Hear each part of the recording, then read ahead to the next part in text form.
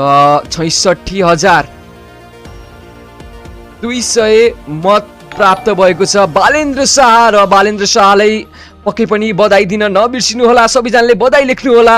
र अहिले पनि पछिल्लो समयमा केपी शर्मा ओली 18,295 मात्र भोट प्राप्ति भएको छ र यो ह्युज लिडले बालेन्द्र शाहले विजय हासिल पारेको छन् र ह्यासट्याग बालेन्द्र शाह। र अब भने झापा 5 मा बालेन्द्र शाहले जित सुनिश्चित गरेका छन् र अब भने केही समयमा बालेन्द्र शाह दमक स्थित प्रमाणपत्र लिनेछन् र त्यसपछि चाहिँ बालेन्द्र शाह अफिसियली नै अनाउन्स हुनेछन् भन्ने बालेन्द्र शाहलाई सबैजनाले कङ्ग्रेचुलेसन लेख्नु होला।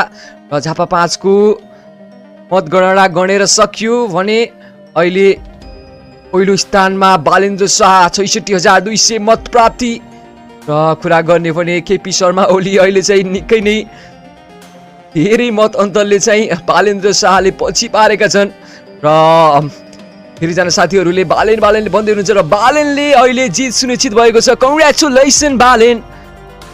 र अब भने बालेन्द्र शाह झापा 5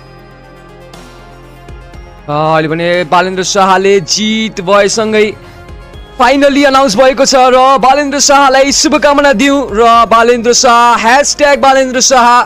र अब भने देशले खोजेको रोजेको प्रधानमन्त्री बालेन्द्र शाह र हामीलाई केएसडीएम लुङ्गेलीजीले SAR 10 रुपिस सेन्ड गर्नुभएको छ सुपर च्याट र कङ्ग्रेचुलेसन बालेन सर, हार्दिक बधाई भन्दै हुनुहुन्छ र धन्यवाद भन्न चाहन्छु र सुपर च्याट मार्फत बालेन्द्र शाहलाई सम्बोधन गर्नुभएको छ धेरैजना साथीहरूले लाइभ स्ट्रिममा र सबैजनाले कङ्ग्रेचुलेसन लेख्यौ र झापा 5 को मत गनेर सकियो। बालेन्द्र शाह 66,200 मत प्राप्ति र केपी शर्मा ओली 18,095 मत प्राप्ति भएको छ।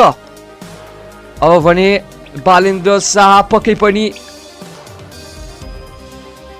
धेरै मार्जिनले लगभग यो चाहिँ धेरै नै मार्जिन भयो र बालेन्द्र शाह